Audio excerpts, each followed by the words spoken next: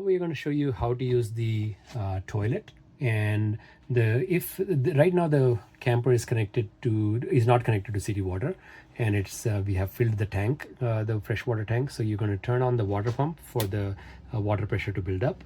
And now you're going to use the foot pedal and press it halfway, just enough so the water fills in, but the cover is still on. So now that you see you have like 3 or 4 inches of water and it's staying there. Now you can do your business, and then once you're done and you stand up, you press the pedal all the way down to the floor, and now you have all the water as well as your stuff all flushed down the toilet.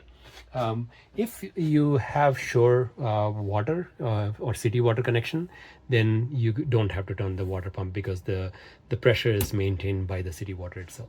So that's a quick video on how to use that. And we have the water connection supplying water to the shower here. You can use the bathtub.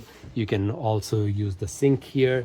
And there's also a water faucet on the outside if you want to take a shower, outdoor shower. So that's all the things that are related to water that you would need to know. Thanks for checking out Wanderfleet. We rent campers, RVs, cars, and motorcycles for trips with friends and family.